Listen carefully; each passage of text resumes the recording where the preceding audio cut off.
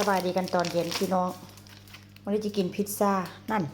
สบายดีแล้วบอกสบายดีสบายดีจังไดให้ฟังน้อง โดนเติบแล้วบ่ได้เห็นสุดหล่อวันนี้จะกินพิซซ่าอีกแล้วพิซซ่านี้ก็น่าอันเป็นน้ำน่าใช่ไหมล่ะอันนี้บาร์บีคิวเด้อหน้าบาร์บีคิวเอเซเดเกรุนัสเดเปเปโรนีปาเปโรนี่คล้ายๆกับอันหน้ามันนี่คล้ายๆกับกุ้นเชียงบ้านเฮาแหละพี่น้องแต่ว่าบ่เค็มนะหน้านี้ก็แซ่บคือกันหน้านี้เป็นหน้าอันอย่างก็คาร์มอนแฮมพี่น้องแฮมใส่ซีดหน้านี่นะ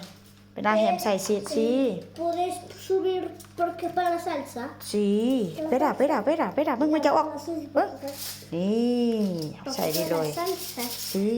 อันนี้น้ำเจียวอบแล้วจะค่อยเอามาใส่วางไว้ลูกวางไว้อ่ะสิเสียรวยก่อนี่ตอนแรกก็ว่าจะเอาอันกุ้งใส่น้ำผัวบอกว่าบ่ต้องใส่ก็ได้กุ้งนะบ่ต้องใส่กินแบบนี้แหละว่าซั่นโอ้เอ็นอตคุ้นโตปนเดชิมเอาใส่กุ้งอันนี้มันเป็นเนื้อลูกเอเซเดกาเน่โนปวยเดวะเลยไปฟ้ามันฮ้อนก่อนไหมลูกมันฮ้อนก่อนไหมนี่กำลังฮ้อนยังกำลังฮ้อนลูกเปิดโนมันบ่ได้ตอกะเปิดเตาแล้วเรียบร้อยลูกชายก็บอกเอาไปใส่เรอ่ะสิรับอีโดเรมีการถามเด้ยังบ่ฮ้อนโอ้ยมีการถามเด้แม่คือบอกว่ามันฮ้อนแม่คือจับได้ตับเตาเขานะเอาเปิดบังดูเปิดนะบังดูเอาเปิดได้บ่โดยเปิดไหมเอาเปิดได้บ่เมนูอาหารแรงกินซ้ำนี่ละa ver ese no así hombre voy a sacarla espera mira loco ya lo rompí ya no así primero saca aquí si no puede sacar มันต้องเปิดออกมันจิตเอาออกได้ป่ะลูกมันจิตเอาออกได้ป่ะ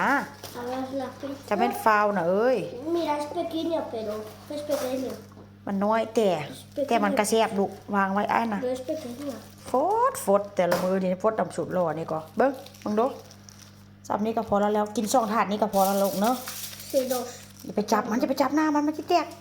y la otra para mañana หน้าพิซซ่าหน้าหยังเปปเปโรนี่อันนี้บอกว่าเอากินมื้ออื่นเด้อเซนเอาไว้กินมื้ออื่นนางบอกเอาไว้กินมื้ออื่นตอนนี้เนาะมันสิเหี่ยจานบ่ฟ้าวแกะไอ้น่ะบ่ฟ้าวแกะบ๊ายบายซะบ๊ายบายก่อนบ๊ายบายแดงบ๊ายบายเด้อพี่น้องมาเด้อกินอาหารแรงนำกันพิซซ่ามื้อนี้นะอย่าฟ้าวแกะไอ้มันสิเหี่ยโอ้ยจะเป็นบ่ฟังเด้สุดหล่อเอ้ย